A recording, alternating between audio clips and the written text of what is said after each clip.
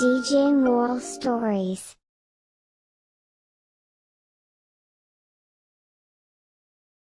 ಬಡವರ ಪಶುಪತಿನಾಥ ಭಕ್ತಿ. ಸಂಧ್ಯಾಳ ಅಪ್ಪ ಪಶುಪತಿನಾಥ ದೇವಸ್ಥಾನದಲ್ಲಿ ಹೂವನ್ನು ಮಾರುತ್ತಿದ್ದರು. ಭಾಗಮತಿ ನದಿಯ ದಡಕ್ಕೆ ಸಂಧ್ಯಾ ತನ್ನ ಗೆಳತಿಯರ ಜೊತೆ ಬಂದಳು. ಗೆಳತಿಯರು ಆಡುತ್ತಿದ್ದರು. ಸಂಧ್ಯಾ ದಡದಲ್ಲಿ ಕೂತು ಯೋಚಿಸುತ್ತಿದ್ದಳು. ದೇವರು ಪ್ರಕೃತಿಯನ್ನು ಎಷ್ಟು ಚಂದವಾಗಿ ಮಾಡಿದ್ದಾನೆ. ಈ ನದಿಯ ಅಕ್ಕಪಕ್ಕದಲ್ಲಿ ಮರಗಳು, ಆ ಮರಗಳ ಮೇಲೆ ಓಡಾಡುತ್ತಿರುವ ಚಿಟ್ಟೆಗಳು, ಮೀನುಗಳು, ಅಕ್ಕಿಗಳು ಎಷ್ಟು ಚೆನ್ನಾಗಿದೆ. ಏ ಸಂಧ್ಯಾ, ನೋಡ್ದ, ಆ ಮರದಿಂದೆ ಒಂದು ಹಾವಿನ ಹುತ್ತ ಇದೆ, ಬಾ ನೋಡೋಣ. ಅಲ್ಲಿ 2 ಹಾವುಗಳು ಚಿನ್ನದಂತೆ ಹೊಳೆಯುತ್ತಿದೆ. ನನಗಂತೂ ತುಂಬ ಭಯ ಆಗ್ತಾ ಇದೆ. ಸಂಧ್ಯಾಳ ಕೈಯಲ್ಲಿ ಒಂದು ಚಿಕ್ಕ ಶಿವಲಿಂಗವಿತ್ತು. ಅದು ಕೆಳಗೆ ಬಿದ್ದು ಪದೆ ಒಳಗಡೆ ಸೇರಿತ್ತು. ಅರೆ ಸಂಧ್ಯಾ, ಅಲ್ಲಿ ಹೋಗ್ಬೇಡ, ನಾವು ಇನ್ನೊಂದು ಶಿವಲಿಂಗ ತಗೊಳ್ಳೋಣ. ಅರೆ ಸಂಧ್ಯಾ, ಅಪ್ಪ ಹೇಳ್ತಾರೆ ದೇವರು ಯಾವತ್ತೂ ನಮ್ಮ ಕೈ ಬಿಡಲ್ಲ ಅಂತ. ನನಗೆ ನಮ್ಮ ಅಪ್ಪನ ಮೇಲೆ ತುಂಬ ವಿಶ್ವಾಸ ಇದೆ, ಅವ್ರು ಯಾವತ್ತೂ ನನ್ನ ಕೈ ಬಿಡಲ್ಲ ಅಂತ. ಸಂಧ್ಯಾ ಆ ಕಡೆ ಹೋಗುತ್ತಾಳೆ. ಯಾವುದೋ ಒಂದು ಸದ್ದು ಕೇಳಿ ಹಾವುಗಳು ಮಾಯವಾಗುತ್ತವೆ. ಆಗ ಹುಡುಗಿಯರೆಲ್ಲ ಹೆದರಲು ಆರಂಭಿಸುತ್ತಾರೆ. ನಾವಿಲ್ಲಿ ತುಂಬ ಹೊತ್ತಿರೋದು ತುಂಬ ಅಪಾಯಕಾರಿ. ಈಗಲೇ ನಾವು ಮನೆಗೆ ಹೊರಟೋಡೋಣ. ನಾವು ಬೇಗನೆ ಮನೆಗೆ ಹೋಗಬೇಕು. ಎಲ್ಲರೂ ಅವರ ಮನೆಗೆ ಹೋಗುತ್ತಾರೆ. ಸಂಧ್ಯಾ ಅವಳ ಅಪ್ಪನಿಗೆ ಹೇಳುತ್ತಾಳೆ, ಅಪ್ಪ, ನೀವು ನನಗೆ ಶಿವಲಿಂಗ ಕೊಡಿಸಿದ್ರಲ್ವಾ, ಅದು ಕೈಯಿಂದ ಜಾರಿ ಪೊದೆ ಒಳಗಡೆ ಬೀಳ್ತು. ನನಗೆ ಆ ಪೊದೆಯಲ್ಲಿ 2 ಚಿನ್ನದ ಹಾವುಗಳು ಕಾಣಿಸಿದವು, ಆದರೆ ನನಗೆ ಶಿವಲಿಂಗ ಕಾಣಿಸಲಿಲ್ಲ. ಮಗಳೇ, ನಮ್ಮ ದೇವರನ್ನು ಹಾಗೆ ಕಳೆಯುವುದು ತಪ್ಪು. ಹೂಗಳಿಂದ ನಾವು ದೇವರ ಹಾರವನ್ನು ಮಾಡುತ್ತೇವೆ. ನೀನ್ಯಾಕೆ ಭಯ ಬೀಳ್ತಾ ಇದೆಯಾ? ದೇವರು ಎಲ್ಲ ನೋಡ್ಕೊತಾರೆ, ಹೋಗು. ಸಂಧ್ಯಾ ಅವಳ ಗೆಳತಿಯರ ಜೊತೆ ನಾಗಪಂಚಮಿ ಹಬ್ಬ ಬರುತ್ತಿದೆ ಎಂದು ಹೇಳುತ್ತಾಳೆ. ನಾನು ಆ ಶಿವಲಿಂಗಕ್ಕೆ ಪೂಜೆ ಮಾಡಬೇಕು. ಬನ್ನಿ, ನಾವು ಹೋಗಿ ಹುಡಿಕೊಂಬರೋಣ. ಸಂಧ್ಯಾ, ನಾವ್ಯಾಕೆ ಚಿನ್ನದ ಹಾವುಗಳಿಗೆ ಹಾಲನ್ನು ತೊಗೊಂಡೋಗಿ ಕೊಡಬಾರ್ದು? ಅದು ನಮಗೆ ವರ ಕೊಡ್ಬೋದಲ್ವಾ? ಸರಿ, ಇನ್ನೊಂದು ಸಲ ಬಂದಾಗ ನಾವು ಹಾಲು ತೊಗೊಬಂದು ಕೊಡೋಣ. ಸಂಧ್ಯಾನು ದಿನಾಲೂ ಮಹಾದೇವನ ಮಂದಿರಕ್ಕೆ ತನ್ನ ಅಪ್ಪ ಅಮ್ಮನ ಜೊತೆ ಹೋಗುತ್ತಿದ್ದಳು. ನಾಗಪಂಚಮಿಯ ದಿನ ಮಂದಿರದಲ್ಲಿ ತುಂಬ ಜನ ಇದ್ದರು. ಆಗ ಸಂಧ್ಯಾಳ ಅಪ್ಪ ಹೇಳಿದರು, ಮಗಳೇ, ನೀನು ದೇವರ ದರ್ಶನವನ್ನು ಮಾಡಿದ್ದೀಯಾ? ಈಗ ನೀನು ಮನೆಗೆ ಹೋಗು. ಮನೆಗೆ ಹೋಗಿ ದೇವರ ಪೂಜೆಯನ್ನು ಮಾಡು. ಅಪ್ಪ, ಬರಬೇಕಾದ್ರೆ ಹಾಲು ತೊಗೊಬನ್ನಿ, ನಾನಿವತ್ತು ಪಾಯಸ ಮಾಡಬೇಕು. ಅಯ್ಯೋ ನನ್ನ ಮುದ್ದಿನ ಮಗಳೇ, ನಿನಗೆ ನಾನು ಹಾಲು ತೊಗೊಂಬಂದು ಕೊಡೋದಕ್ಕಾಗೋದಿಲ್ವಾ? ನಿಜವಾಗ್ಲೂ ನಾನು ಹಾಲು ತೊಗೊಂಬರ್ತೀನಿ. ನೀನಿವತ್ತು ಪಾಯಸನ ತಿಂತೀಯಾ? ಸಂಧ್ಯಾ ತನ್ನ ಗೆಳತಿಯರ ಜೊತೆ ನದಿ ದಡಕ್ಕೆ ತನ್ನ ಶಿವಲಿಂಗವನ್ನು ಹುಡುಕಲು ಹೋಗುತ್ತಾಳೆ. ಆಗ ಆ ಶಿವಲಿಂಗ ಸಿಗುವುದಿಲ್ಲ. ಆಗ ಆ ಗೆಳತಿಯರು ಹೇಳುತ್ತಾರೆ, ಏ ಸಂಧ್ಯಾ, ಇವತ್ತು ನಾಗಪಂಚಮಿ, ಆ ಹಾವುಗಳಿಗೆ ಹಾಲು ಕೊಡ್ತೀನಿ ಅಂತ ಹೇಳಿದ್ಯಾ? ಹಾಲು ತರೋದನ್ನ ಮರೆತುಬಿಟ್ಟಿದೀಯಾ? ಇಲ್ಲ ಅಂದರೆ ಹಾವಿಗೆ ಕೋಪ ಬರುತ್ತೆ.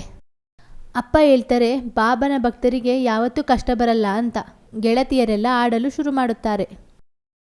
ಸಂಧ್ಯಾ ಸಂಜೆ ಮನೆಗೆ ಬರುವಾಗ ಆಶ್ಚರ್ಯವಾಗುತ್ತದೆ, ಆ ಹಾವು ಅವರ ಅಪ್ಪನಿಗೆ ಕಚ್ಚಿದೆ ಎಂದು.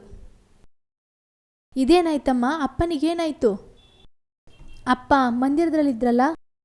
ಮಗಳೇ, ನಮ್ಮ ಭಾಗ್ಯವೆಲ್ಲ ಹೋಯಿತು. ಸಂಜೆ ನಿಮ್ಮಪ್ಪ ತೋಟಕ್ಕೆ ಹೂ ಕೀಳಲು ಹೋಗಿದ್ದರು. ಆಗ ಒಂದು ಹಾವು ಬಂದು ಕಚ್ಚಿ ಹೋಗಿತ್ತು. ಅದು ಅಲ್ಲಿಂದಲೇ ಮಾಯವಾಯಿತು. ಓ ದೇವ್ರೇ, ಏನು ಹೇಳ್ತಾ ಇದೆಯಮ್ಮ? ಚಿನ್ನದಾವ?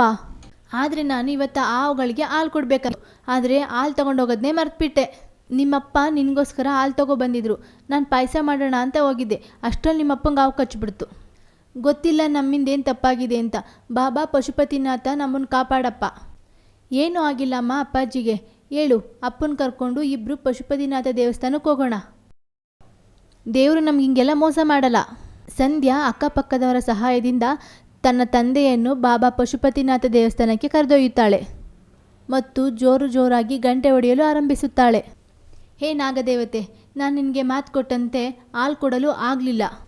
ಆ ತಪ್ಪಿಗೆ ನನ್ನನ್ನು ಕ್ಷಮಿಸ್ಬಿಡು. ನಾನು ಬಾಬಾನ ಭಕ್ತೆ.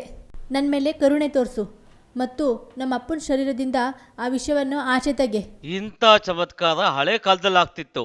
ಆಗ ನಿಜವಾದ ಭಕ್ತಿ ಇತ್ತು, ಚಮತ್ಕಾರವಿರಲಿಲ್ಲ. ನೀನು ನಿಮ್ಮ ಮನೆಗೆ ಹೋಗು.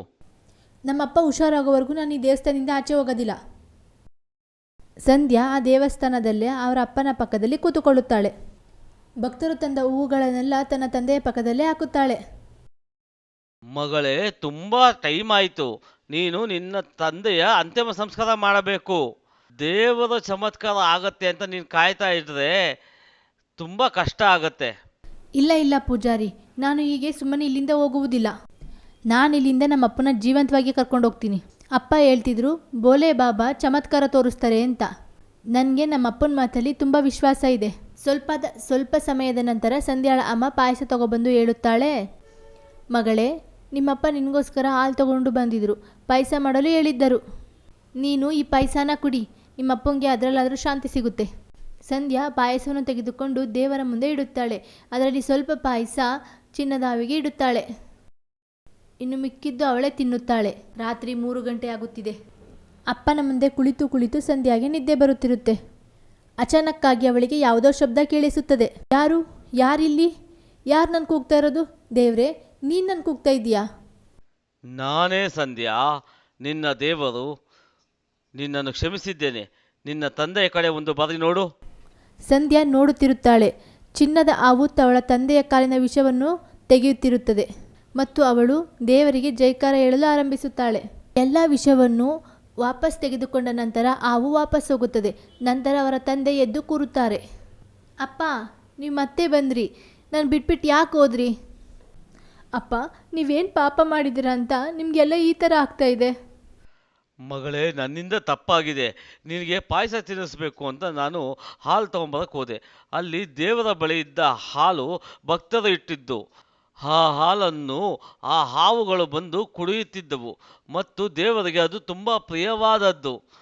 ನಾನು ಆ ಹಾಲನ್ನು ತೆಗೆದುಕೊಂಡಿದ್ದಕ್ಕೆ ನನ್ನ ಮೇಲೆ ಕೋಪ ಬಂದಿತು. ಅಪ್ಪ, ನನ್ನಿಂದನೂ ತಪ್ಪಾಗಿದೆ. ಚಿನ್ನದ ಹಾವುಗಳಿಗೆ ಹಾಲು ಕೊಡ್ತೀನಿ ಅಂತ ಕೊಡೋದಕ್ಕಾಗಲಿಲ್ಲ. ನೋಡು ಮಗಳೇ, ದೇವರು ಮಿಷಿನ್ ಅಲ್ಲ, ವರ ಕೊಡುವಂಥ ಮಿಷಿನ್ ಅಲ್ಲ. ಯಾರು ಆ ದೇವ್ರನ್ನ ನಂಬ್ತಾರೋ ಅವ್ರನ್ನ ಕಾಪಾಡ್ತಾನೆ. ಸಂಧ್ಯಾ ಅವರ ಅಪ್ಪನ ಜೊತೆ ಮನೆಗೆ ಬರುತ್ತಾಳೆ. ಬೆಳಿಗ್ಗೆ ಎದ್ದು ಸಂಧ್ಯಾ ಅವರ ಅಪ್ಪನ ಬಳಿ ಬರುತ್ತಾಳೆ. ಶಿವಲಿಂಗದ ಪಕ್ಕ ಏನೋ ಒಂದು ವಸ್ತು ಹೊಳೆಯುತ್ತಿರುತ್ತದೆ. ಅದನ್ನು ಅವಳು ತೆಗೆದುಕೊಳ್ಳುತ್ತಾಳೆ. ಅದು ಚಿನ್ನದ ಕಲ್ಲಾಗಿರುತ್ತದೆ. ಅದರ ಜೊತೆಗೆ ಅದರ ಪಕ್ಕದಲ್ಲಿ ಶಿವಲಿಂಗವೂ ಇರುತ್ತದೆ. ಅಪ್ಪ, ನನ್ನ ಶಿವಲಿಂಗನೂ ವಾಪಸ್ ಸಿಕ್ತು. ಮತ್ತೆ ದೇವರು ನಮ್ಮನ್ನು ಕ್ಷಮಿಸ್ಬಿಟ್ರು. ಪಶುಪತಿನಾಥ ದೇವರಿಗೆ ಜೈ. ಇದು ಚಿನ್ನದ ಹೂವಿನ ಬೀಜ. ಇದು ಸ್ವರ್ಗದಲ್ಲಿ ಮಾತ್ರ ಸಿಗುತ್ತದೆ. ಈ ಬೀಜಗಳು ನಮ್ಮ ಮನೆಗೆ ಹೇಗೆ ಬಂತು? ನೋಡು, ದೇವರು ನಮಗೆ ಕಷ್ಟನೂ ಕೊಟ್ಟರು, ಈಗ ಆಶೀರ್ವಾದನೂ ಮಾಡಿದ್ದಾರೆ. ನೋಡು, ದೇವರ ಮಹಿಮೆ ಇದು. ಸಂಧ್ಯಾ ಆ ಬೀಜವನ್ನು ಮನೆಯ ಮುಂದೆ ಹಾಕುತ್ತಾಳೆ. ಅದು ನೋಡುತ್ತಿದ್ದಂತೆ ದೊಡ್ಡ ಮರವಾಗಿ ಬೆಳೆಯುತ್ತದೆ. ಆ ಮರವು ಚಿನ್ನದ ಹೂಗಳನ್ನು ಬಿಡಲು ಆರಂಭಿಸುತ್ತದೆ. ಸಂಧ್ಯಾ ಆ ಹೂವಿನ ಹಾರವನ್ನು ಮಾಡಿ ಪಶುಪತಿನಾಥನಿಗೆ ಹಾರವಾಗಿ ಅರ್ಪಿಸುತ್ತಾಳೆ. ಅರೆ, ಚಿನ್ನದ ಹೂವು ಇದು ನಿನಗೆ ಹೇಗೆ ಸಿಕ್ತು?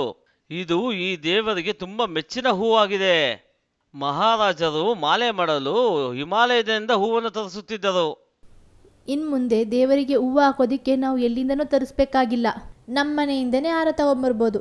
ಚಿನ್ನದ ಹೂವುಗಳ ವಿಷಯ ಬಹು ಬೇಗನೆ ಊರೆಲ್ಲ ಹರಡುತ್ತದೆ. ಎಲ್ಲರೂ ದುಡ್ಡು ಕೊಟ್ಟು ಆ ಹೂವನ್ನು ತೆಗೆದುಕೊಂಡು ಹೋಗುತ್ತಾರೆ. ಎಲ್ಲರೂ ಆ ಹೂವುಗಳನ್ನು ಖರೀದಿಸುತ್ತಾರೆ.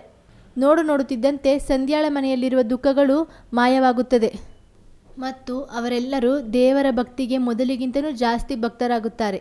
ದೇವರ ಆಶೀರ್ವಾದದಿಂದ ಸಂಧ್ಯಾಳ ಅಪ್ಪಳಿಗೆ ದೇವಸ್ಥಾನದ ಉಸ್ತುವಾರಿ ಜವಾಬ್ದಾರಿ ಸಿಗುತ್ತದೆ.